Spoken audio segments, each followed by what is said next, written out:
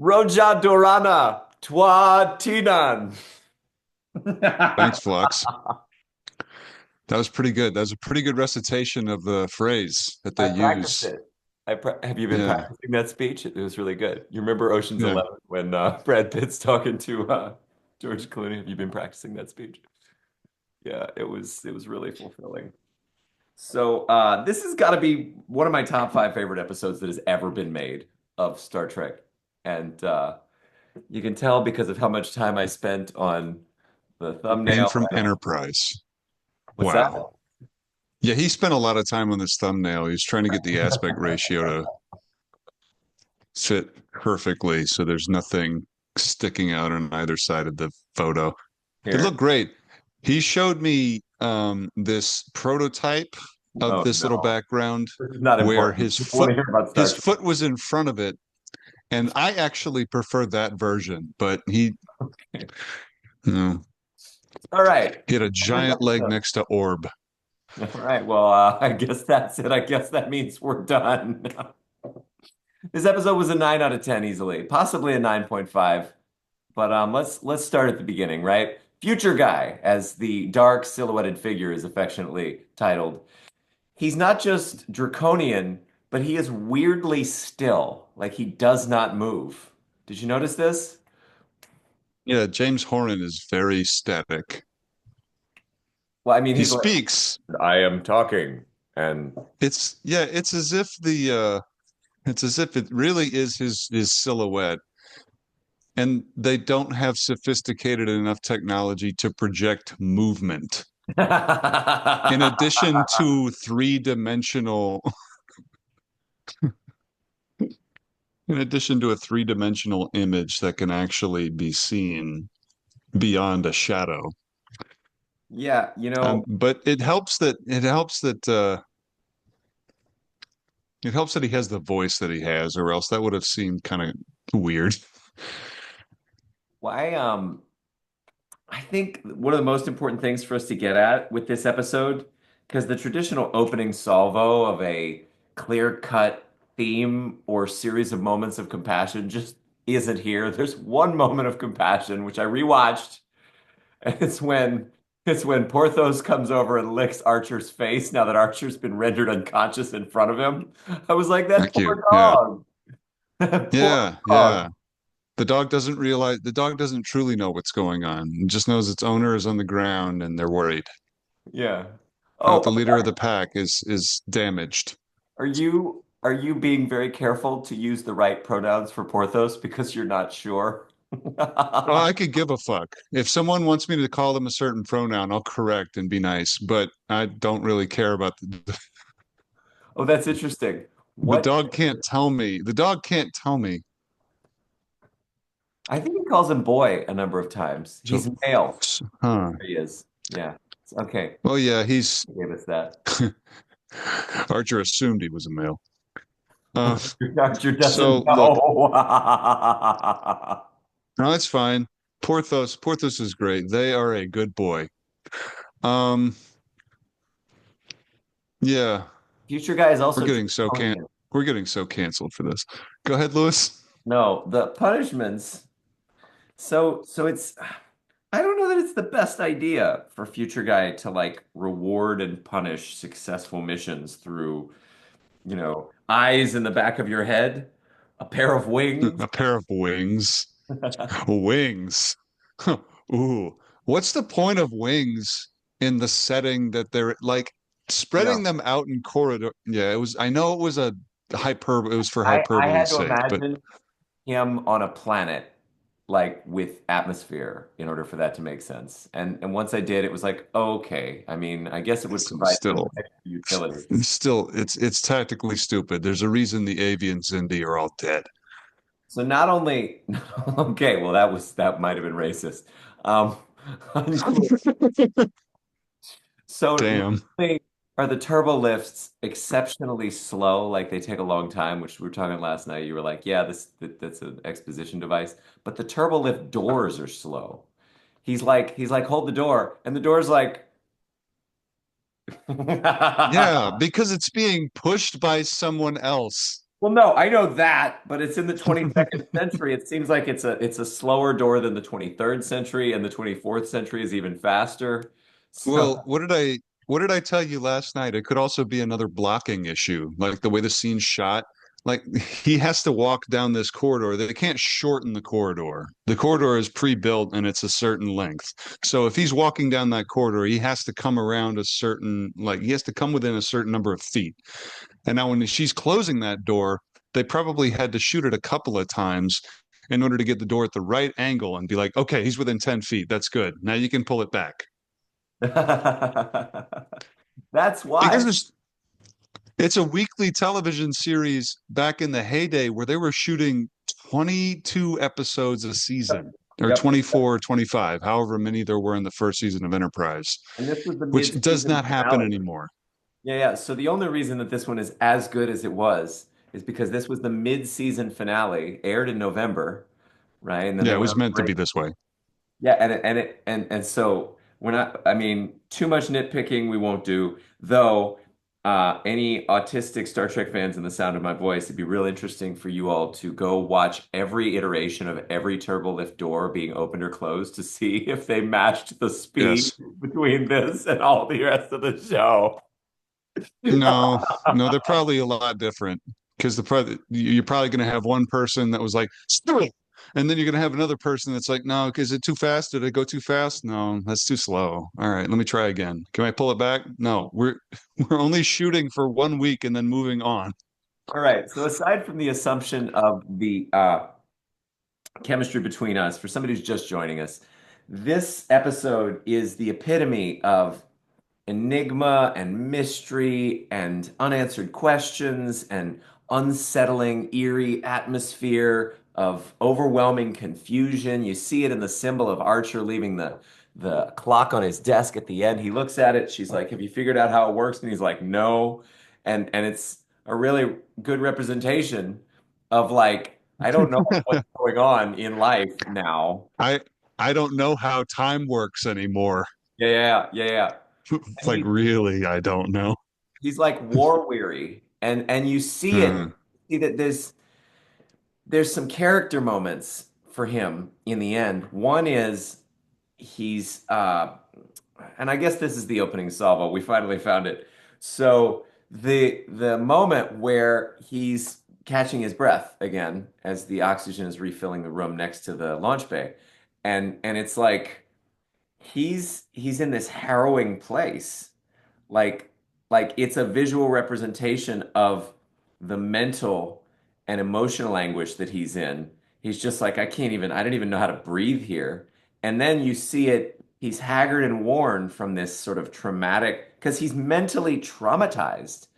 And so when he locks the door on Daniel's quarters, cabin E14 or something, um, it's as much to protect him and the rest of the crew from the E14, excuse me, from the disturbing nature of this That's good. I awareness. was I was really hinging. I needed to know really badly. I couldn't get any further without you telling me the Okay, actual door and the number. that's for our lovely, diehard, hardcore autistic fans who we know are watching and listening in the future. I can say that because one of those people here, I won't name who, was at some point in the past diagnosed with autism and neurodivergence. That's right. Neurodivergent win. All right. So long story short, though, there's a much deeper sort of plot structure at work here that doesn't often get interrogated. And I want to thank Philip Parmer from Medium, who reviewed this episode late last year, quarter three, and was fastidious in distinguishing what actually happened. So let's go through it. But yeah, the haggard and worn, sort of war torn, war weary Archer, like not even wanting to deal with this minor PTSD at the end of the episode. You can kind of see it like, let's get back on the road.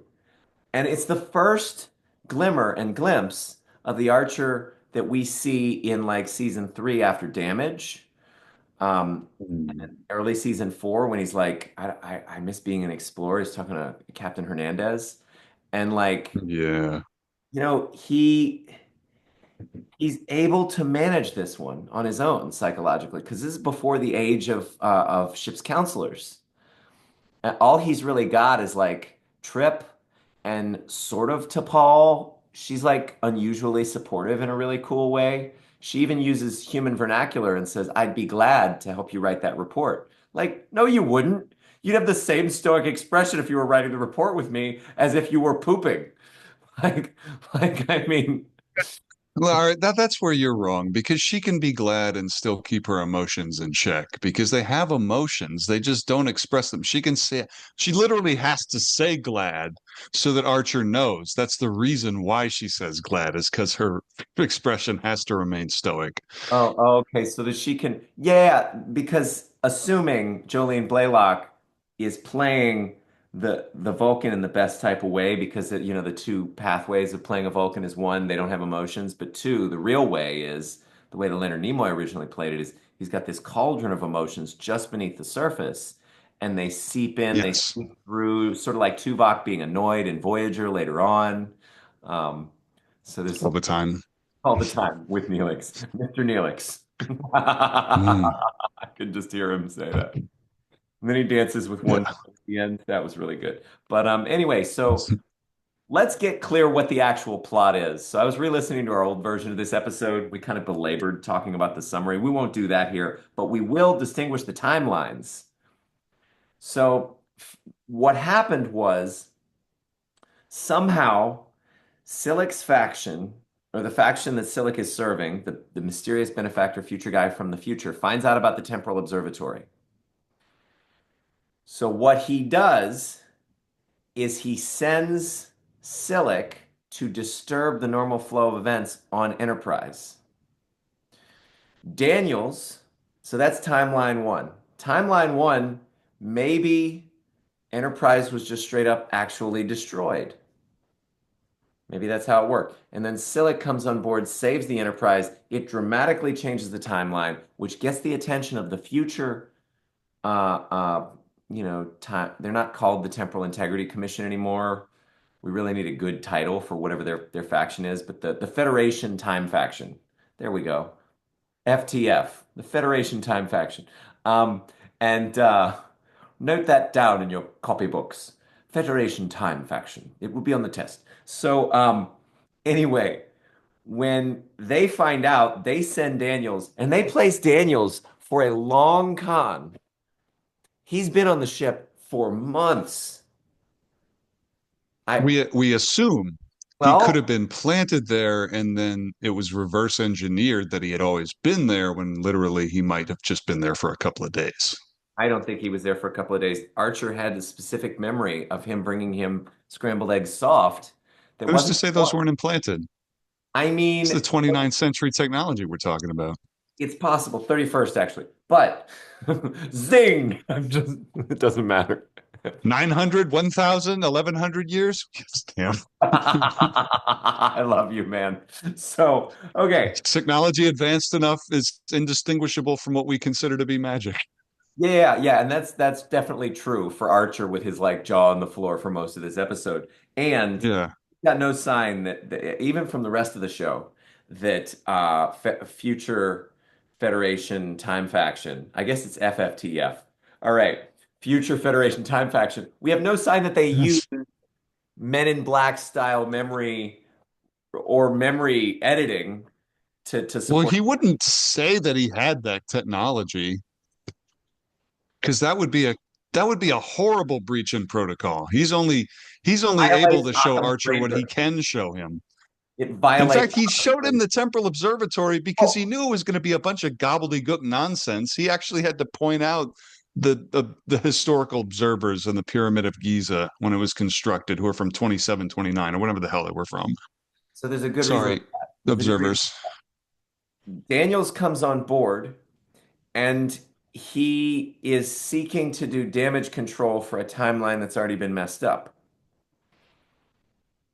And he's got the temporal observatory. So basically, what happens at this point is, Daniels can't arrive a day earlier because if they capture Silic, it puts the arrest in Starfleet's records, which changes the timeline even further. And, you know, future guy undoing the arrest through temporal interference is worth more than it's more trouble than Silic is worth. And future guy, um, he's just wanting the observatory. So he changes the timeline to get their attention to lure a time agent from the Federation temporal faction to that time.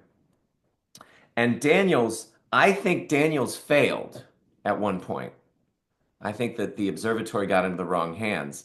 And so, in order to have this not become a breaching mess of timelines, as you can see here in the backdrop, he recruits Mhm. Archer and only shares what is absolutely necessary in Yeah, on that we can agree. Good. order to get things to work.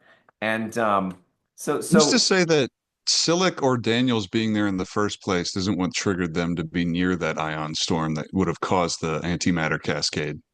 I mean, so I go with Occam's razor of plots, which is Simplest basically explanation is yeah. the simplest available explanation given what we already see in the text.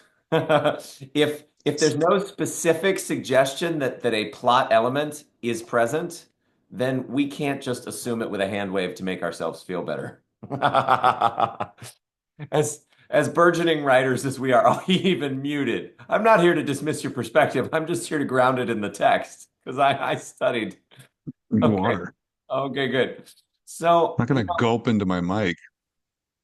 Daniels is here. Daniels is the first Enterprise crew member to die. But then again, he's not really an Enterprise crew member. Yeah, I To know. die. Whatever So that means for someone like him. so let's go back. This episode is full of epic CGI, both the nebula or whatever it was, the plume of Agastoria, and also the temporal observatory. The acting is good.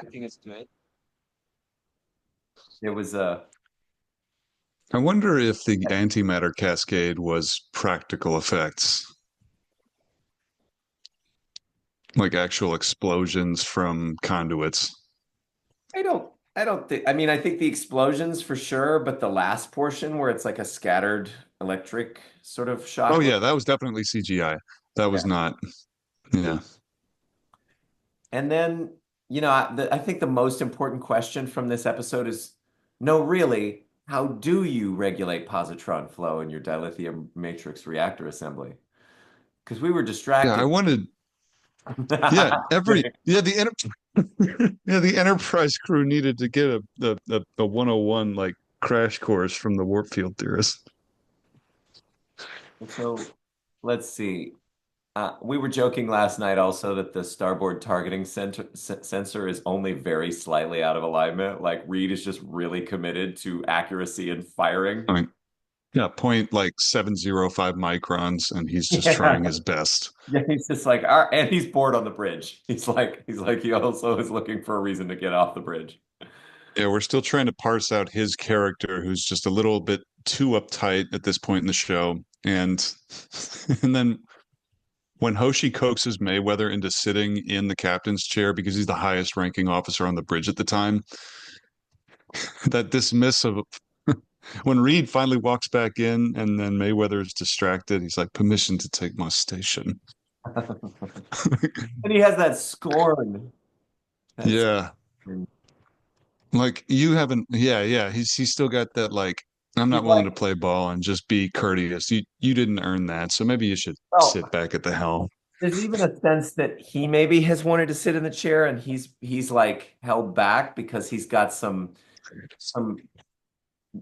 tact and Yeah. he's And like, he's still annoyed at that starboard targeting sensor, so it's fresh in his mind and he's like, ugh, it's a problem I can't solve and now I'm dealing with this. yeah, yeah. So okay, there's a lot of interesting things that happen with Archer in this episode. I love in the beginning when he's like legit crestfallen about how um Captain Fraddock, he's like, "Oh, what brings you here?" And he says, "A job." And then Archer, his face falls. It's like He's like, "Oh, I see. You're not as excited as I am." And on the Penske file, they were like, "Yeah, it's really cool how our people are sort of like Mormon missionaries. Like they're a little bit too eager and excited to meet everybody, and all the aliens in the first season of Enterprise are just like, yeah, what do you want? This is, I mean, like, it's not new. You guys, you're too excited. Like, shut up." It's like I don't remember other instances where that happens, but I do trust those guys in Penske File, even though they're not doing. I don't think they finished every episode. Anyway, okay. So there's It's our also job. we learned that there's another turbo lift near the front of the bridge. You know how I know? Because that's where Reed comes from, and we heard a turbo lift sound. So there must be one. He didn't go all the way around the bridge just so he could surprise Ensign Mayweather. Maybe he didn't. Yeah, Maybe serious. he wasn't using a turbo lift. Maybe he was just coming from Oh, somewhere maybe there on was that a same Jeffries deck. tube. Maybe there was a Jeffries tube. Yeah, and he had to Maybe he was climb just down maybe he just walked to a different room. I don't know. Nobody knows. It doesn't And matter. because you have the ready room, and then you have the turbo lift, and then you have presumably another entrance in the back where they convene for like tactical discussions. Oh yeah, I remember the other entrance in the back. I've seen that. Yeah. So okay. So there's one up front near the view screen. So we're going a little further. And I'll bet you that door is very slow too. I love the colors on this episode, don't you? The colors. Man. I love when Phlox says when he's reading the guy and he's like, "There's your heart, another heart." He's like surprised and delighted at the same time. It's like really quintessentially Phlox. I'm like, you should get Silic under that. Hmm. See what they have to say. Like that would have been, yeah, John Fleck's, yeah, his Silic's character at that point probably thought, yeah, that's a good way to get caught. I'm gonna go anywhere else. Anywhere else. Yeah, he for sure did. So I love the camera angle after the break when it's looking at the hallway as Archer's bringing the people back. You kind of see it's angled into a certain portion, and this Robert Duncan McNeil knew what he was doing. Um, let's see, the music is spectacular. Uh, there's a moment where T'Pol is holding onto the oh shit handle on the helm. Um, I don't know what those are called in normal people speak, but she's got one arm on Travis's chair, and then she's holding on to I don't I still don't know what you call those. Whatever. Until further notice, it's the oh shit handle, and it is in various places aboard the bridge. It's like everywhere on the ship. It's a great idea because they don't really have these later on in Starfleet. But she manages to be infinitely elegant, but also completely in character, holding that handle and sort of hovering over Travis. And I was like, what an interesting balance to strike for an actress where she's like being a Vulcan and like all of her moves have to be perfectly logical, and yet to some degree she has to show off her figure. Like she knows this. She was a model before Yeah. she joined Enterprise. Like she's entering into the hallowed footsteps of Jerry Ryan in Star Trek Voyager. All right, I know why I'm here. I'm here to be slightly entertaining and alluring for the male people, but I'm also going to do a job and I'm going to do it well because acting is a craft. That's how I like imagining. I don't have any real specific sign that I mean, we could interview Jolene Blalock probably someday and ask her, like, what were you thinking in your early portrayal of T'Pol? And maybe they will on the Decon Chamber, the podcast with guy who plays Malcolm Reed, guy who plays Trip Tucker. Yeah, that's the best place because who better than your co-stars? Yeah, yeah, Do you remember that day I had a chicken sandwich? Yeah. yeah. And the fact that they called it the Decon Chamber, what a great title for a podcast. Okay. So anyway, the the core is really loud in the antimatter regulator scene. Like it's louder than in the other scenes. Did you notice that? Yeah. Yeah, it's got to be you have to have that pulsating energy That comes in waves, like any other warp core on any other Trek show. Yeah, but it's You have not to that be able to, loud. huh? It's not that loud in the rest of the. Well, anyway, okay, we'll let that go. It doesn't matter. Um, Don't let that go. It's the most important part of the episode, and I won't it's stand here not. while you dismiss it so blithely. I I'm like that the kidding. aliens, they have more than new foreheads. They've got like facial things. Oh yeah, they've got horns. Let's put slightly more effort into these people's makeup, guys, because Yeah, yeah. we're getting tired of just foreheads. Um, That's right. That's right. Their hair is different too. Yeah. so, if Daniels could travel back in time, why not simply go back one more day into the past and prevent Silic from boarding the ship in the first place? I like that. I like the reasoning that we got from our guy who wrote the Medium review, where he put all the timelines in order. Um, because he's minimizing his temporal footprint, and he's been there for months, is my speculation. Um, and and so if he goes back again, it's like it's like you overwrite a hard drive enough times, it starts to fragment, is maybe a thing that used to happen in the early aughts in the late 90s. Like you keep writing it over and over, it messes up the timeline. So they want to defragment the timeline. They want to restabilize and remove incriminating elements or elements that would multiply chaos, right? Because ultimately they have one timeline in this thing in the temporal observatory. At least that's my theory. What do you think?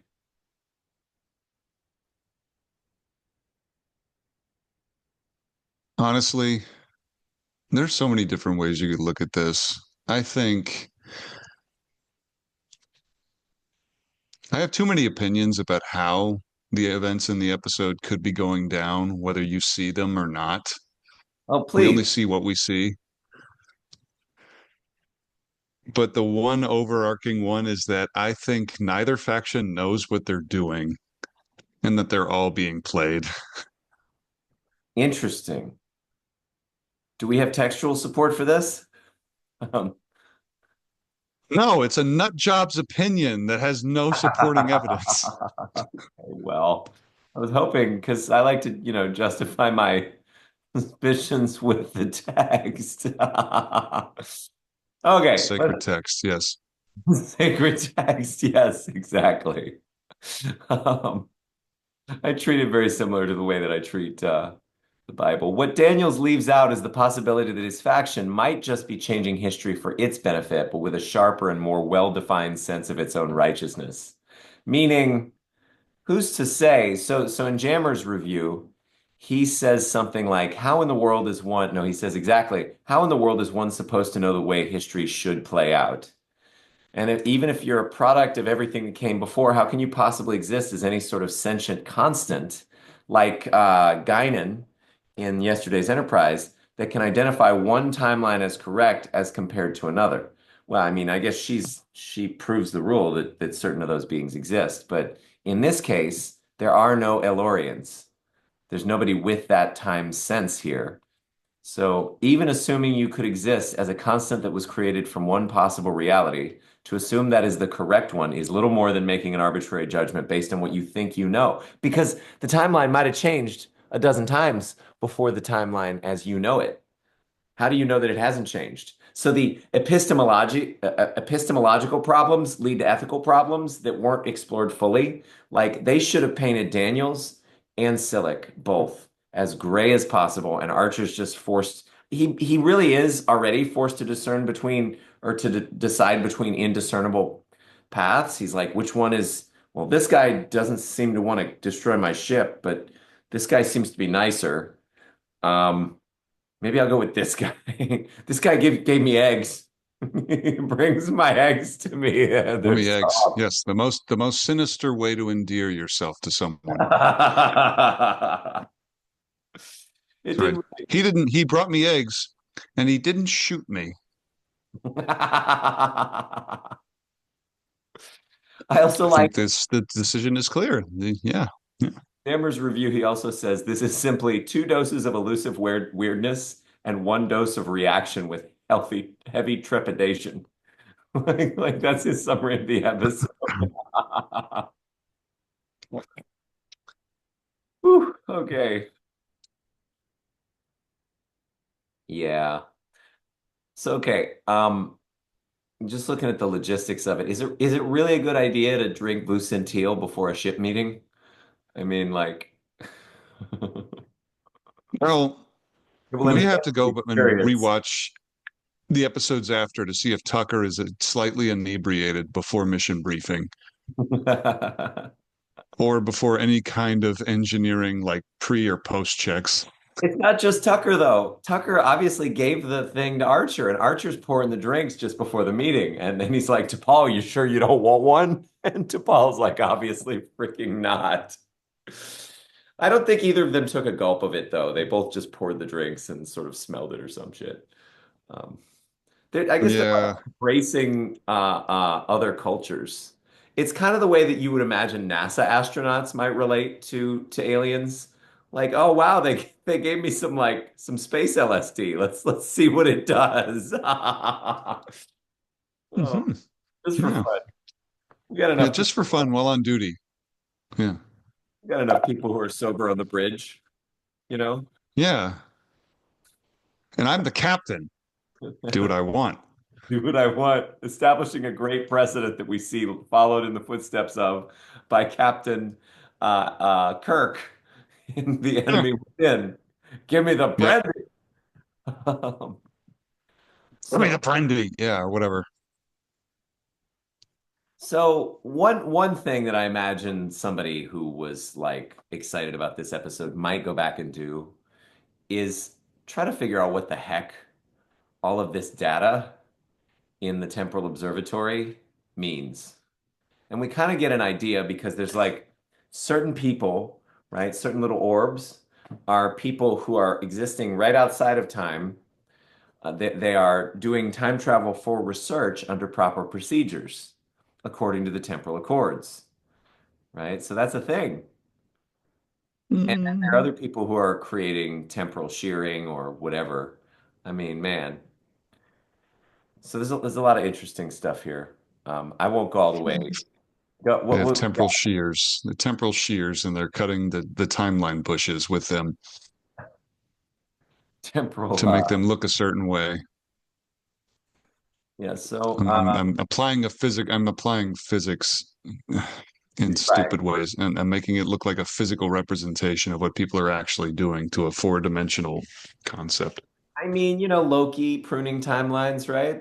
That's already there in the back of your head. So I'm not Well, surprised. yeah, that's the MCU's way of like, look, we're not going to try to describe this so elegantly as other shows have already done so, like, and other books and other science fiction mediums have done so way better than we ever could. So let's just make it simple and understandable and funny.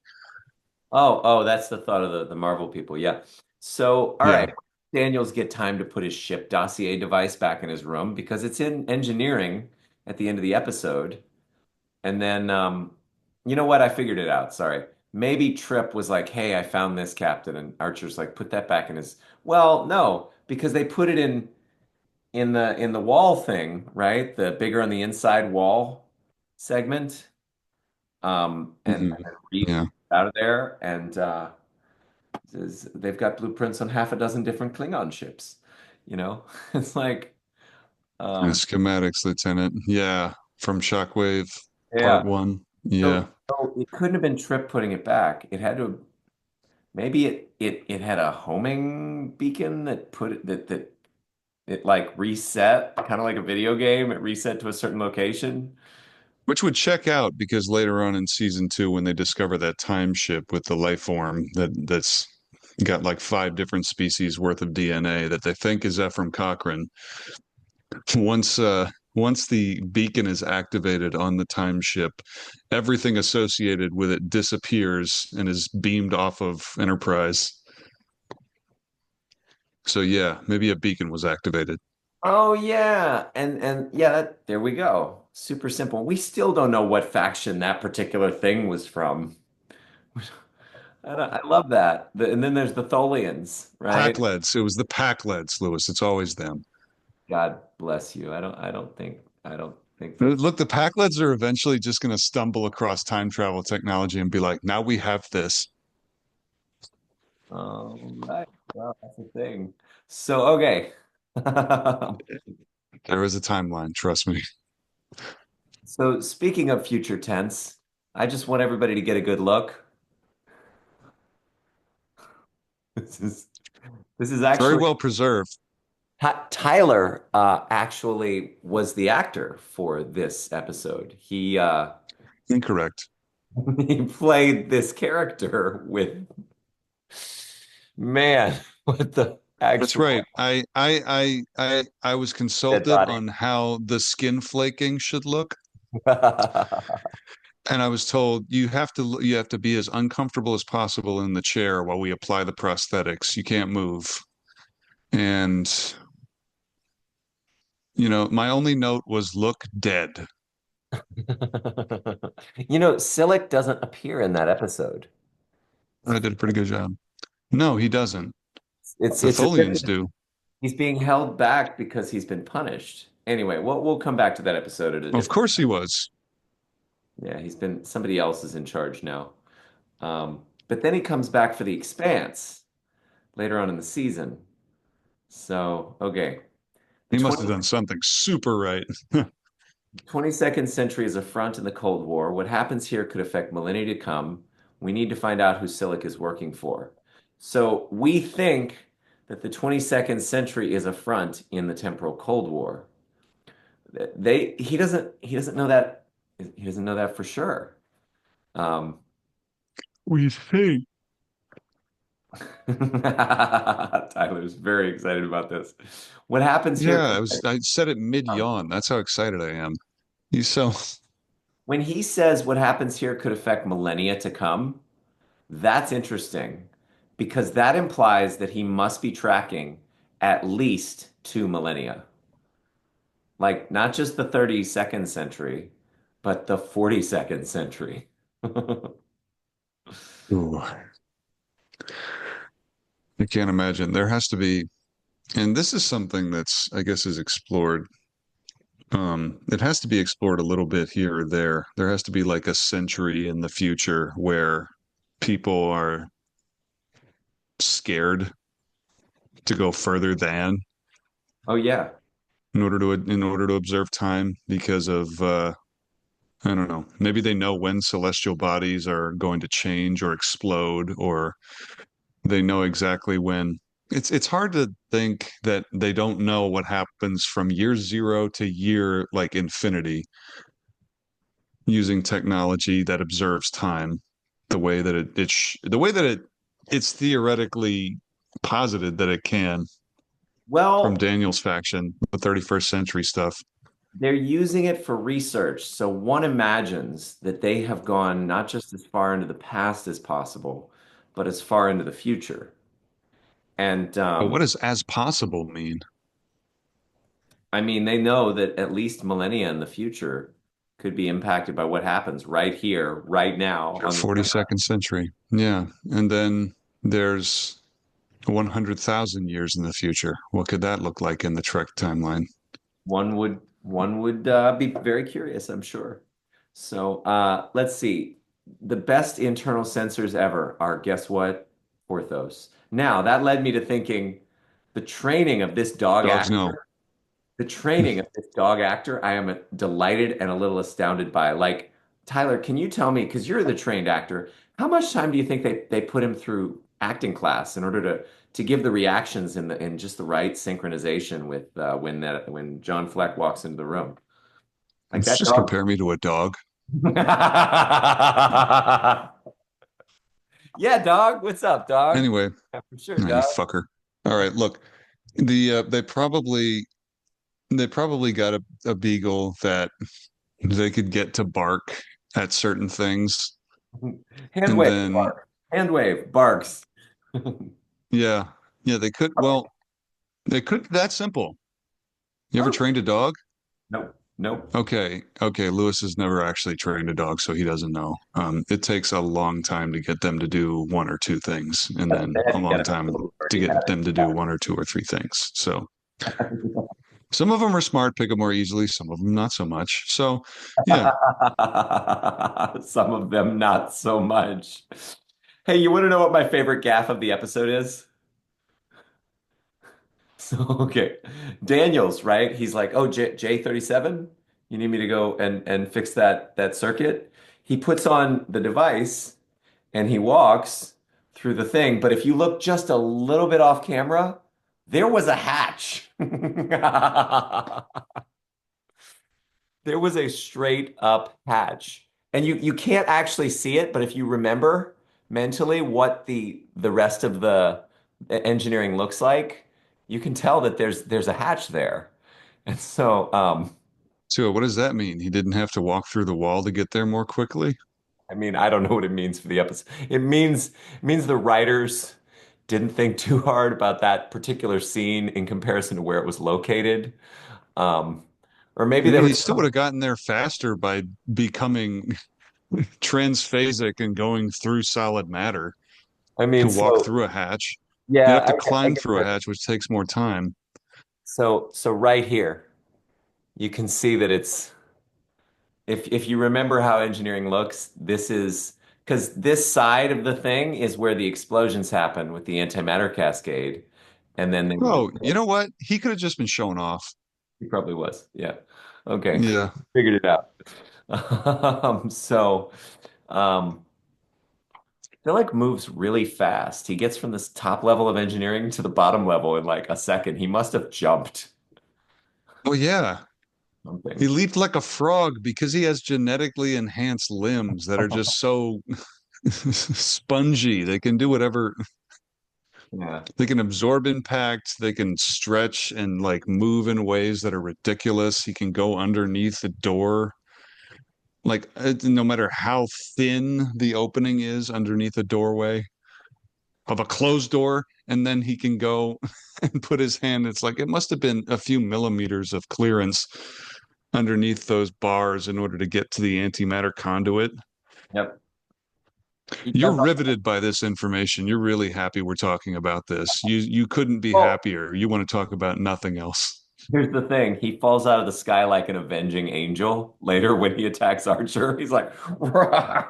I love that scene because he's like jumping onto him like a cat. It's like, what's going on with that blocking? The It blocking in doesn't this make episode. well, no, it Robert doesn't Duncan make sense McNeil does camera angles better than blocking. because he could look, Archer could uppercut him right Right as he's in a falling, number of places as he's falling and just flip him over. And it's, oh, if I guess Archer that's a were, shock and awe tactic to get them off guard yeah. because it's like, I do not expect someone to just be like, pa from the ceiling and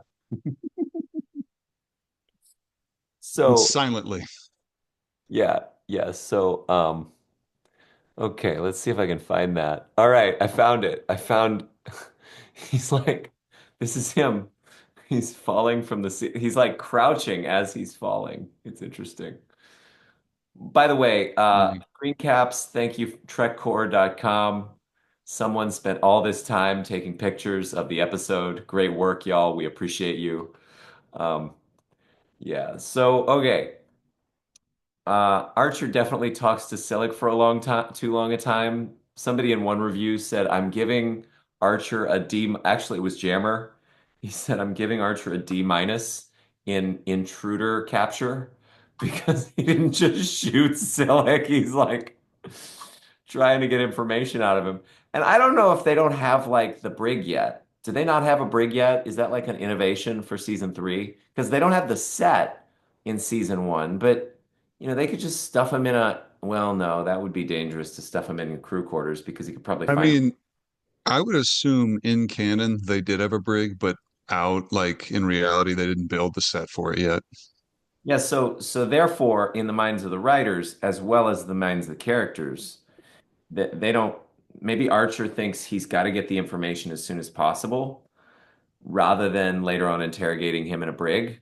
And maybe interrogation procedures are not even part of Starfleet policy at this point. They only become such later on when they're trying to get to the Delphic Expanse. I mean, This is what a fast tracked like shooting schedule does to our minds. It makes us think that these were all intentional things as opposed to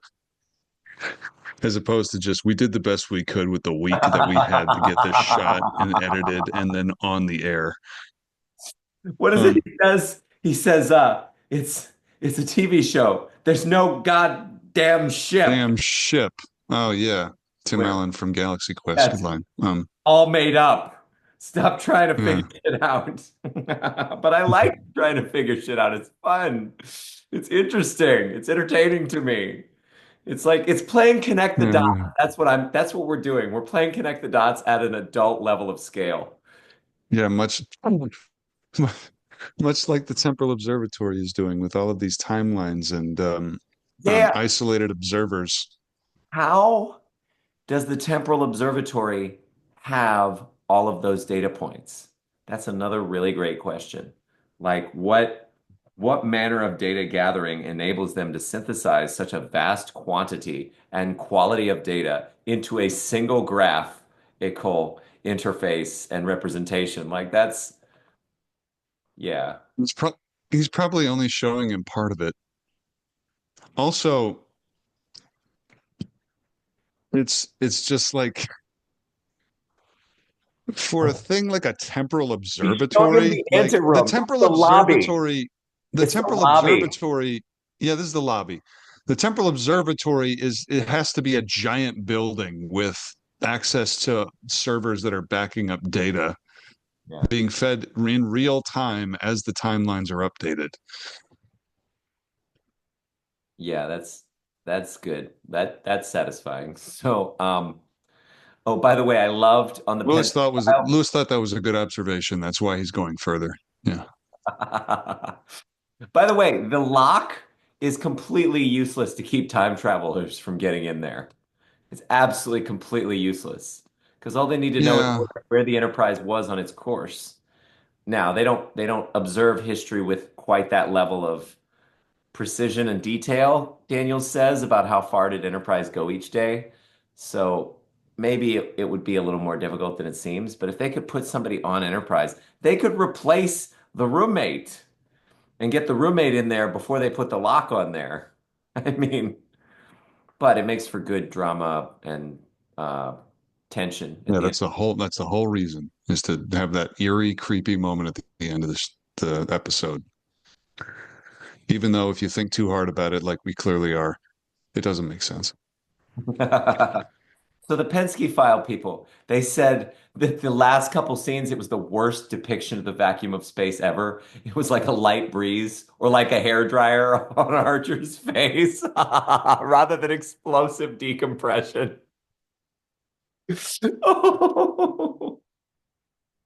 And there's no Yeah. force field calibrating the dosage of the removal of the air from that room. Okay. Like it was that simple. Like Silic had that power. Like, no. Yeah, I think that was just a straight up mistake.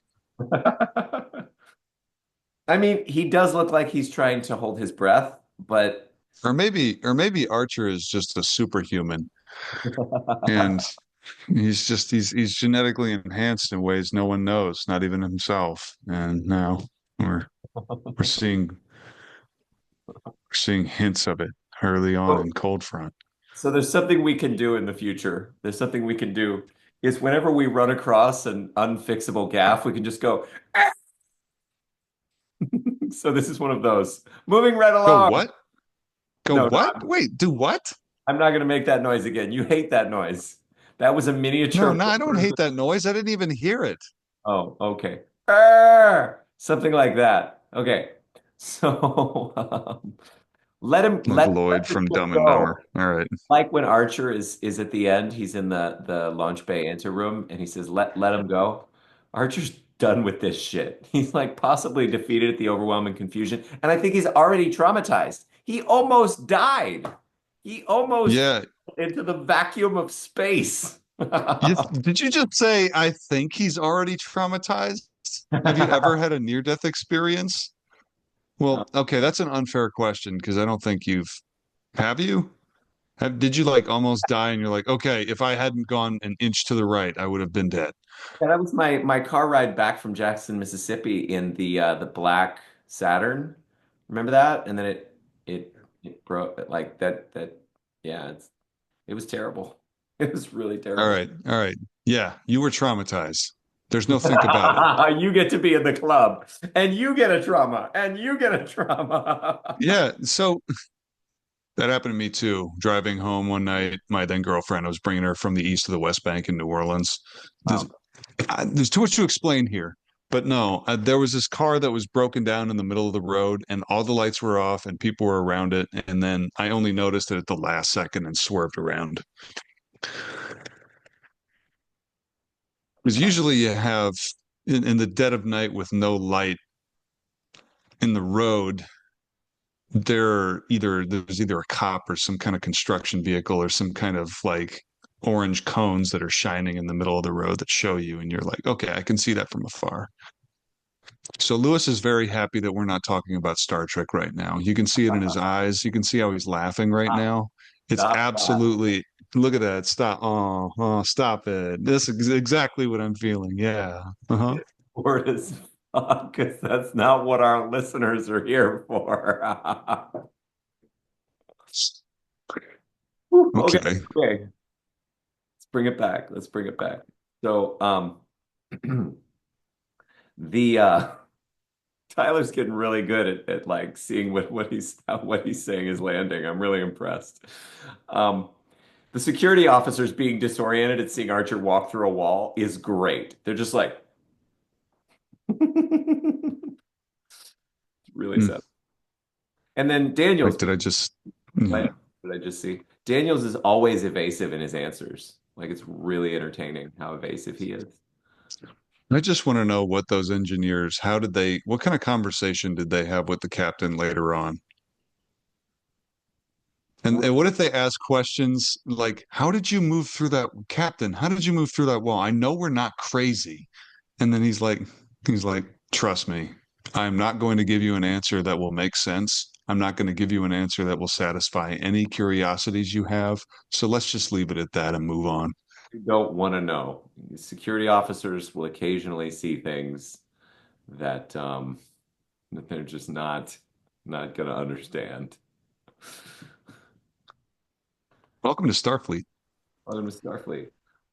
Daniels is really eager and excited to share the observatory. So I think it fits with what you're saying that he Archer is one of his heroes. And so he gets to like be impressive to his hero or something. Right? Is that it? Is that what you're Yeah. simple enough? All right, moving right along. Hmm. I read a lot of reviews of this episode. A lot of good people have a lot of good things to say about it. And there was one by themovieblog.com. It says, it does seem like Archer trusts Daniels a little too readily. I'm not sure I'd trust my waiter with the weight of history itself based on the fact that he remembers my order. That's what I was saying. Scrambled egg. That just seemed like, no, I don't trust you even more now that you've told me about how you send me my eggs. What is that supposed to mean? It's It's not like you're supposed to trying mean a anything little too hard. serious. Trying a Yeah. little too hard to prove something to me. What? No, no. Or he's Um, not trying hard enough. could be, could Or he be. doesn't care to try hard enough. Or he's like, yeah, I'll just feed him this line and then he'll go right along hook, line, and sinker. Yeah, yeah. He's phoning it in. Maybe is that what's Yeah. happening? Huh. Right. All right. So let's see what else this person said. Fraddock responds, "Oh, he seems delightfully weary of Archer's enthusiasm." Yep, it's a good summary. Um, taking a rather simple Star Trek premise and playing it out in a relaxed manner is an endearing way of making something very old seem new once again. That's with the religious people that come on board, right? To see the plume of Agasauria. Excuse me, the great plume of Agasauria. I see, I got Tyler's attention with that one. Yeah, Uh, the mild plume of Agasauria is not worth venturing out this far to see. the It has to be mild, great. the mild. It can't just be the simply good plume of I think, Agasauria.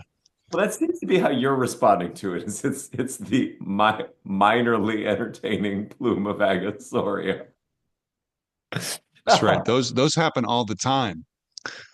You don't get the great one for very often. What's the interval of time between great plumes? Well, there's a lot of mini plumes that are the moderately entertaining plumes of Agasauria. That's right. The tinier stellar nursery. That's not something I come here for. No, I'm here for the great one, I'm only here for the or, great one. or Um, their money back guaranteed. or the money back guarantee. Yeah, because they paid that guy to bring him or to bring him. So what's next? There's a sense that Cold Front missed a trick here. This is really good. The episode is very much about faith. It's no coincidence that Enterprise finds a bunch of programs trying to assign meaning to a complex stellar phenomenon. In a way, Archer and Silik are doing the same thing, trying to comprehend something that exists on a much larger scale than they could possibly realize. The experience must have a religious element, as noted above. Archer and Silik are bearing witness to a war in heaven. Silik's faith is practically blind. It's a nice touch that Cold Front opens with Future Guy removing his enhanced vision. He doesn't know the answers to any of the questions facing him. I'm not privy to that kind of information.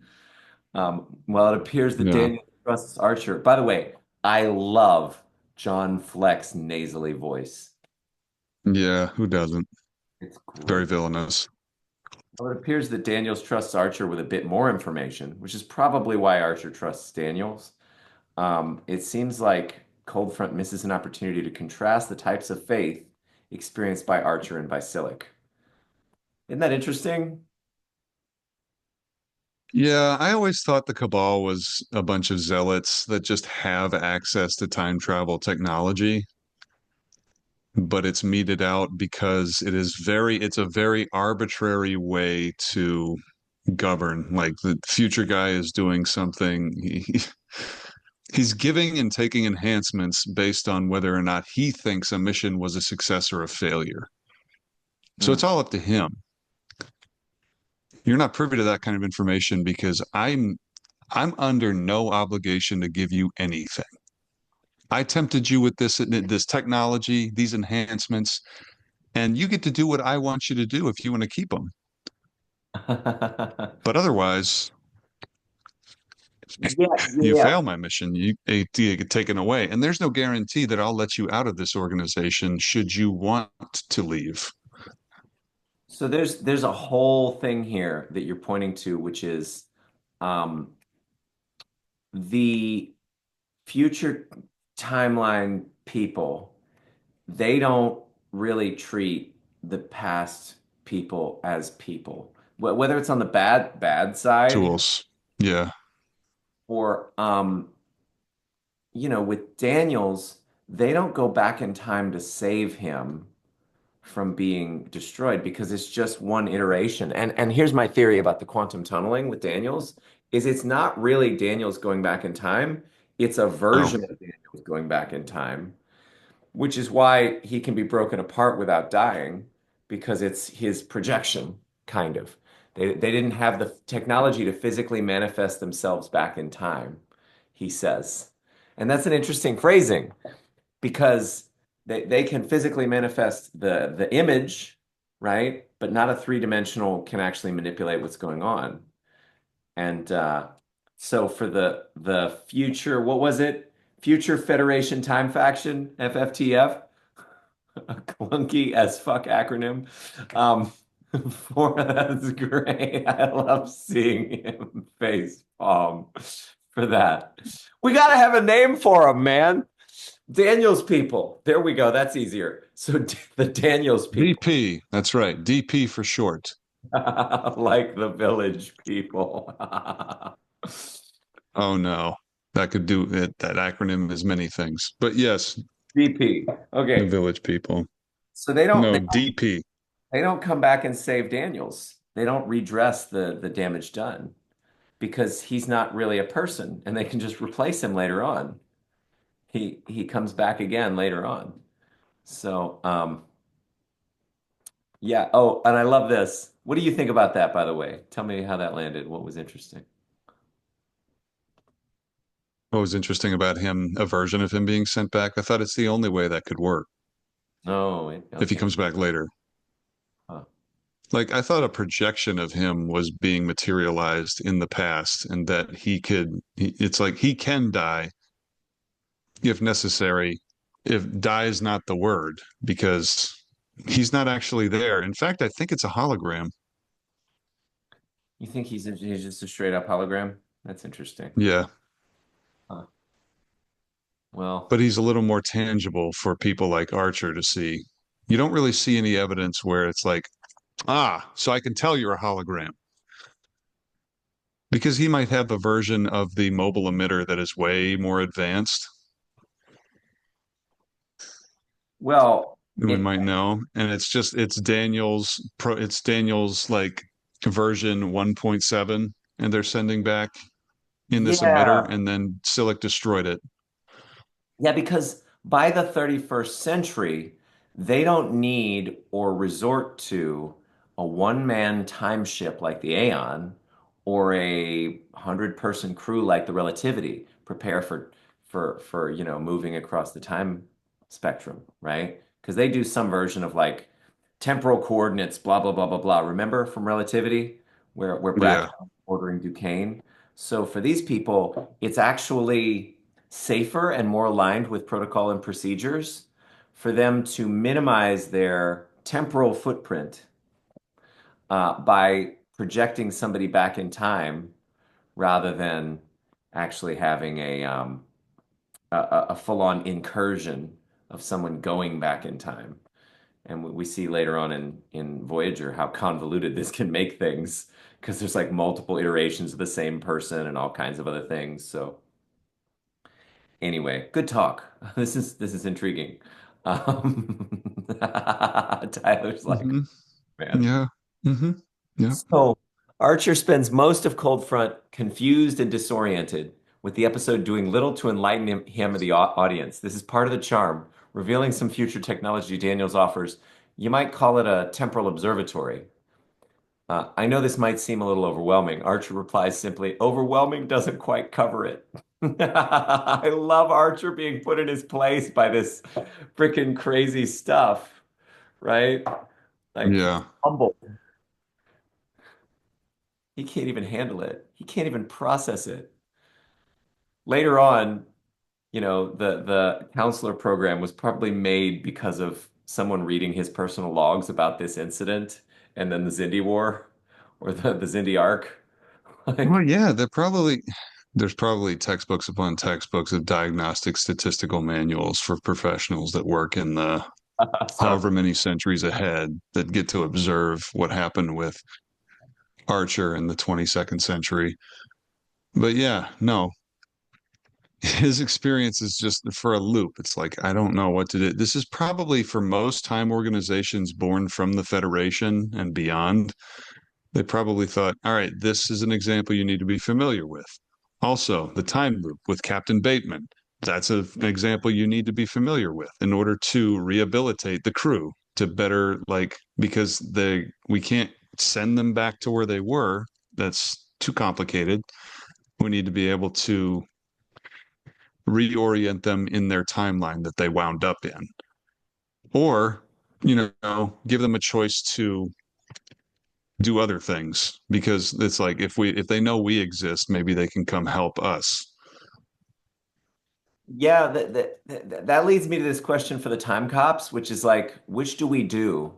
Do we leave a temporal anomaly or something that got messed up? Do we leave it as is?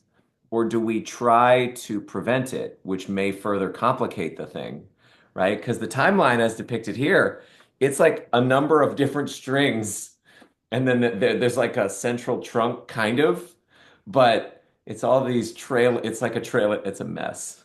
It's Yeah, it's who's to say what the right timeline is? Yeah, that age old argument. so We if we that, leave it as is, it's his own branch. If we change it, it's our branch. It's our branch. We take ownership over it. yep. Yeah. So I love how um, Daniel seems agnostic about whether or not the Enterprise needs to survive, or at least he's trying to protect that information. I'm not implying anything. And it leaves this unnerving sense that the Enterprise and everyone on the ship are merely just chess pieces on a much larger board of play. Like that's the real trauma for Archer. He's like, I thought we were making meaningful progress. I thought we had volition. I thought we were explorers, like operating. Nope, I'm a pawn. I'm a pawn that was moved two spaces up and then one diagonally up And then further. like it's like, what? And I don't even know what that meant, what I just experienced. So Mm. let's see. Also, Silic works for a character so shadowy that he is actually a shadow. And who uses his brief appearance this week to offer cliches like, you won't need enhanced vision where you're going. The only thing we're missing from Future Guy is an evil laugh. Which he probably, the way he speaks, you can just imagine it. Yeah, maybe he's hitting the mute button before he's laughing. And you don't even see him laugh because the silhouette doesn't move. I'll get you next time, Gadget. Where you're going. Ha ha ha ha ha ha ha ha ha ha ha Every ha time, ha. every time I see Future Guy from now on, that's exactly what I'm going to imagine is happening. Yeah, enjoy that. Thank you. I put zero effort into that. Oh, great. You're so effective at comedy. So Archer confronts Daniels with his information. No answer is forthcoming. And yet the events of Cold Front make it quite clear. This is quoting the movie blog. Had Silic not intervened, the ship would have been destroyed, and Daniels is working to stop Silic. This immediately makes the conflict more intriguing and engaging. There are, of course, logical problems to this. After all, when Daniels reappears in Shockwave, he stresses the importance of Archer to the history of the Federation, a point he reiterates in Zero Hour. So if Archer is so important, then why was Daniels willing to stand by and allow the ship to be destroyed? After all, if Archer is responsible for the founding of the Federation, then presumably dying so early into his mission is not ideal. No, it's not. In fact, we would prefer he didn't die. You'd prefer none of the people die on board that ship. Yeah. Maybe he was sent to save the ship A and Silic preference. did it for him first in order to gain Archer's trust enough to be able That, to approach him. that's cool. But then again, if if he saved the ship to gain Archer's trust, then that means in the original timeline, the ship was still destroyed. Does that make sense? Yeah, so if Yeah. the ship was destroyed, Daniels gets Archer's trust by saving the ship. Then Silic he arrives earlier to save the What ship. if, yeah, what if there's a third faction that engineered the ion storm that destroyed Enterprise? It's possible. We don't have any textual evidence to suggest that, but it would be really interesting. Like the And then Tholian. all the variables. Yeah, like the Tholians. So the review, I love the way he puts this. Cold Front doesn't even bother to answer questions immediately relevant to its own narrative, let alone hint at logical future developments for the series' recurring time travel plotline. It's a story that seldom makes sense within individual episodes, let alone when they are strung together. Biting, biting, cynical commentary. That's yeah. It's well founded. They're just trying to create some a fun spectacle that they were really excited to write about, and they have all these talented performers, and it's a Star Trek show. So why the heck not? Shoot. Yeah, so one of That's my why theories, Discovery exists. I think of Discovery and, well, okay. I think of Lower Decks and late Picard as really glorified Star Trek fan fiction. Like in our era, in the New Trek Yeah, era, yeah. Uh-huh. there's certain Star Trek that was made by Star Trek fans who've probably been writing Star Trek fan fiction for a long time. Yeah, and they got hired and they were like, this is our best idea. Let's do it. Yeah, yeah, yeah. Yeah. So I had another thought, which is maybe one faction had determined to destroy Enterprise without Daniels and his crew knowing that the timeline had been altered. So they assumed incorrectly that it was meant to be that way. Maybe Hmm. going on. Who knows? Shrug. I don't know. Let's delve more into your notes, man. What else? What else? What is it he asks Starbuck? Grab Did he your make a did he make a quote from Battlestar? Is that what he did? gun and bring in the cat. What do you hear? What do you hear, Tyler? Nothing, What do nothing. I hear? What do you, what do I you hear that the boars are hunting today, or whatever the catchphrase, whatever the secret code phrase is. hear? Don't you have notes? We can complete if you don't. It's all right. I have notes. They're just a little more production oriented. Oh, let's talk. Come on, bring them. Flocks, all the people that walk in. Let's see. There was one tall guy I thought was played by Neil Flynn based on his face, but they wouldn't have brought Neil Flynn in to play a guy that just stood there and didn't say anything and was on screen for 3 seconds, so that couldn't have been him. No, I That's don't. just a theoretical, like, possible branching timeline of what could have been if they'd hired a different actor to play a part on that episode. And then what else? Pardon my my bunkmate majored in chaos theory, clearly. And he just moves like two articles of It was clothing and His then comment was that's it. not justified by what was going on in that room. It was Yeah. not. Yeah. Yeah, like there was, well, I guess food is more easily disposable in the 22nd century, so it couldn't be strewn about a room. I don't know. The fact that, oh man, I don't know. The episode is exhausting to me now because everything we talked about in the last time we talked about Cold Front, Really? it's still there. Oh, oh, you mean all the questions that you haven't All the resolved? questions, answers, yeah. Like, let's see. Because we just talked about how there could have been so many different factions working behind the scenes. And Silix thinks, oh, if we get ahead of it, we can save the Enterprise from this and make us look like the good guys.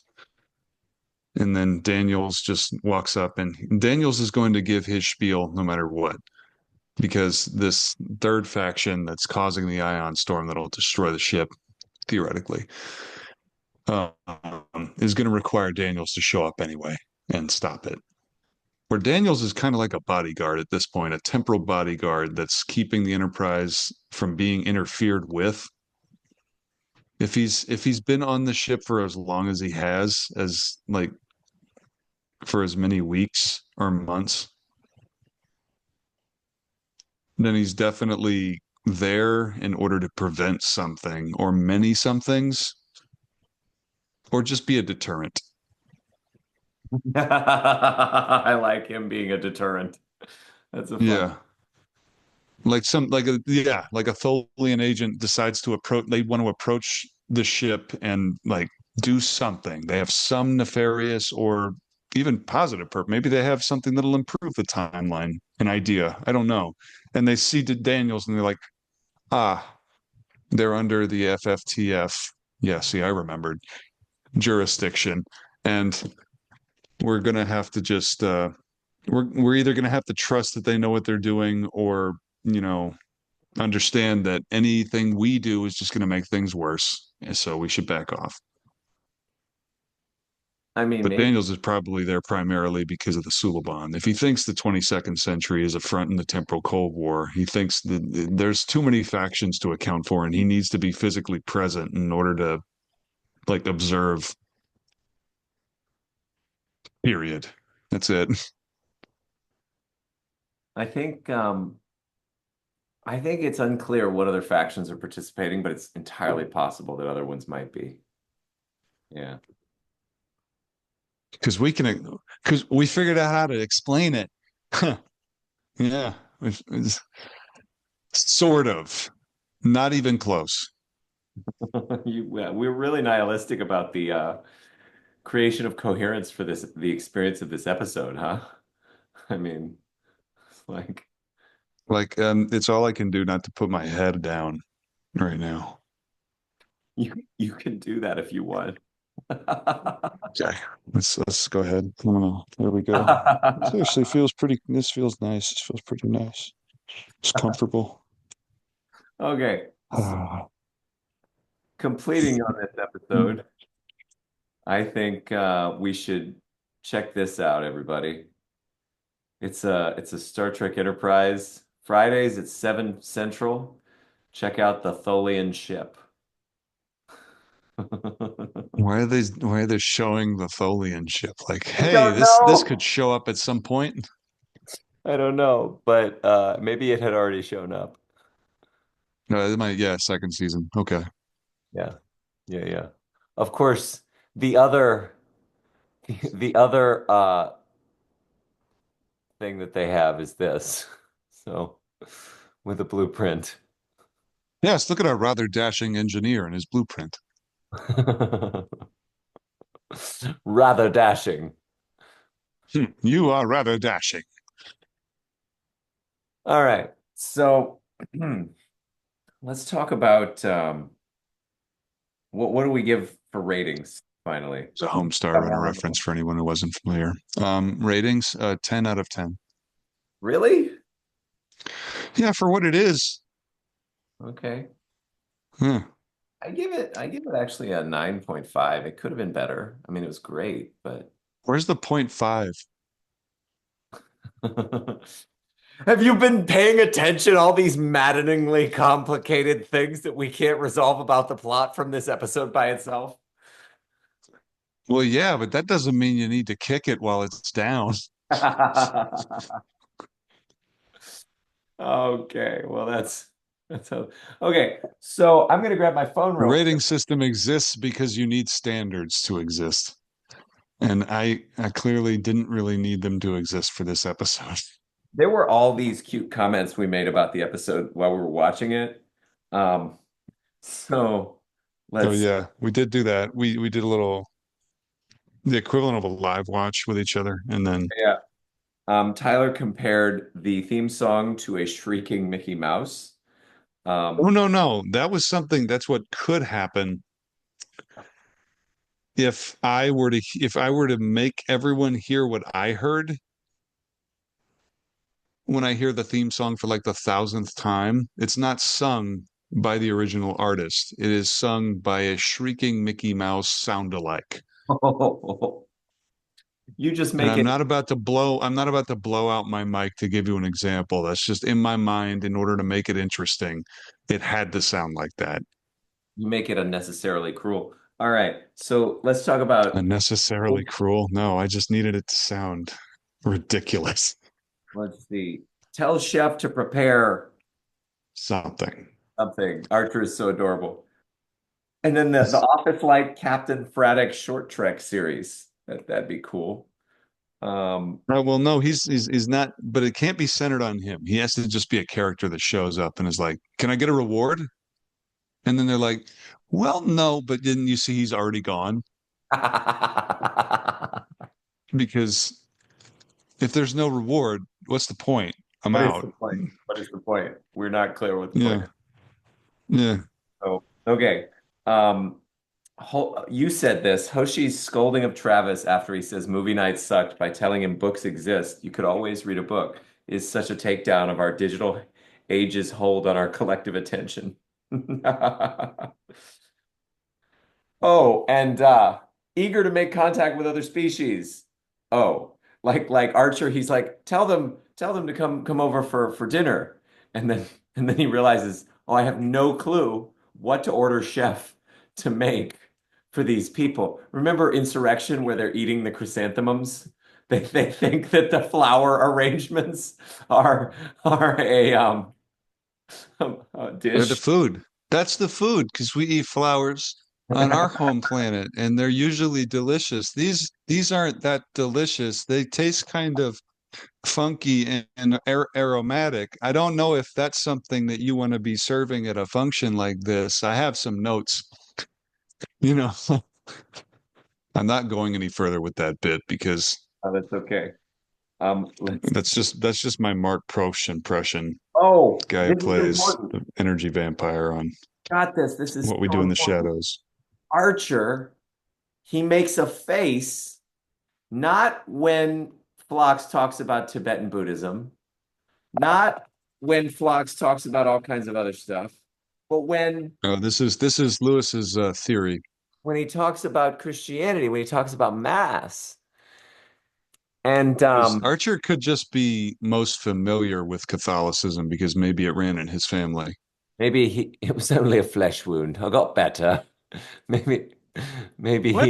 he got over Catholicism. That's a huge assumption based on a brow furrow and a forehead like ridge raise. That's what Yeah, that yeah, you're was. right. You're That's right. all It's an that ambiguous was. response. It's ambiguous. So I like what he Yeah. says. I like to keep an open mind. It reminds me of G.K. Chesterton, who said, "An open mind is like an open mouth. It's really only good for biting down on something." So, yeah, what a great comment. Let's see. Um, Reed immediately jumps into action to fix the targeting sensor when it goes out of alignment. Tyler says his training was not cheap. Mm-mm, Fun. Let's mm-mm. Tripp's alcohol. His smile is undeniable. Agasoria has only 5 syllables, Trip. Come on. Yeah, something tells me Trip did that on purpose as a way to make sure he heard them correctly. Yeah, I actually, Yeah, yeah, that's something our mother does, and our mother did in yes, her so yeah. profession. Yeah, she would mispronounce things and then have people correct her so that she knew, so that she didn't like, and it would be endearing and it would have her like look human and approachable. I don't think she did it consciously, but she Hmm. just did it. Yeah. Let's see. Reed's little head shake about Travis. That honestly might tell us a great deal about his childhood. Yeah, I saw somebody at the event yesterday who has that bearing in general, and I think has that bearing internally towards himself. Like, how dare you do that thing? Um, Mm, yeah. Like you should be held to a higher standard because I was always held to a higher standard.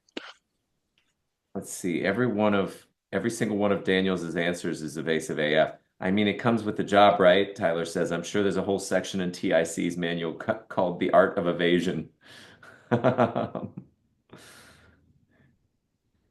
Yeah, let's see. We never find out what human more or less means. Um, I say the elevator takes forever, and you say it's an exposition device. Of course it does.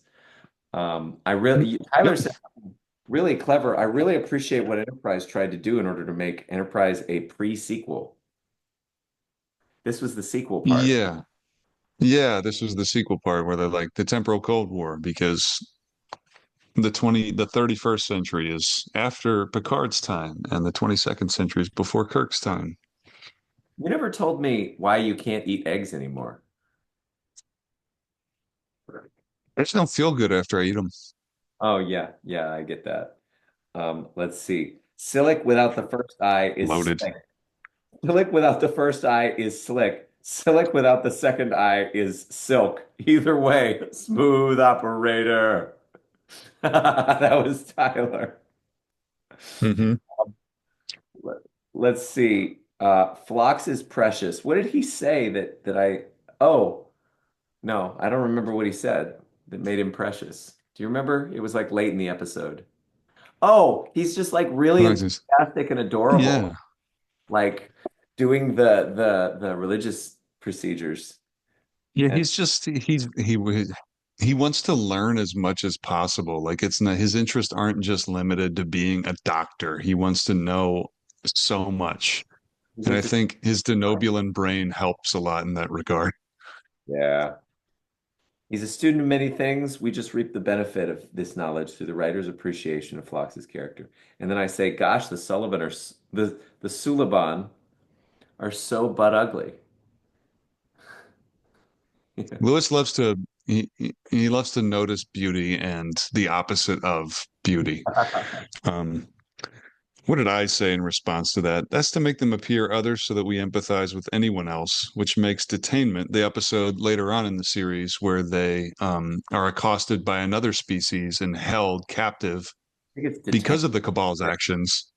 Yeah, Let's see. such an examination thing. Yeah.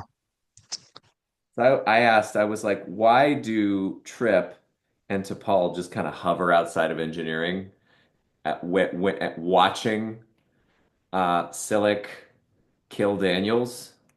And of course, Silic has probably scampered up to the second floor and is or has left the engineering, I guess. Maybe that's what it is. Yeah, But got more important things to do. Yeah, and he's like, "Oh, I want them to see Daniels die." and then I said, shoot Silic already, and you said like he could have done it 3 or 4 times. That's right. Let's see. 3 or 4. He had enough power in the pistol and enough time, more than enough time, an And then eternity. I got chills at the very end, so I think this may be it. Like the overwhelming enormity of what the fuck is going on, plus everything I've ever known could come unraveled in a second unexpectedly due to this TCW shit. The abyss stares back. This is where the frontier pushes back.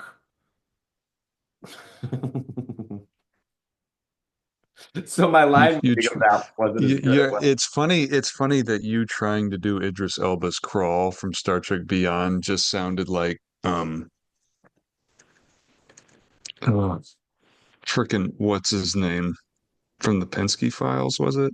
No, No, he was. It didn't sound like that guy. That's not somebody that. no. It was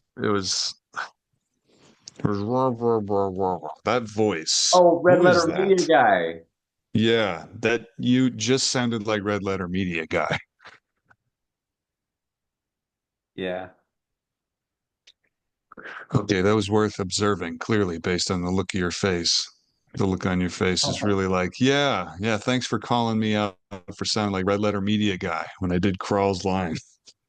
All right. So with that, the real question is not what This is where he gets to end the episode on his terms. Go that's not forth and conquer. that's not going to happen. We're not going to do that. I never end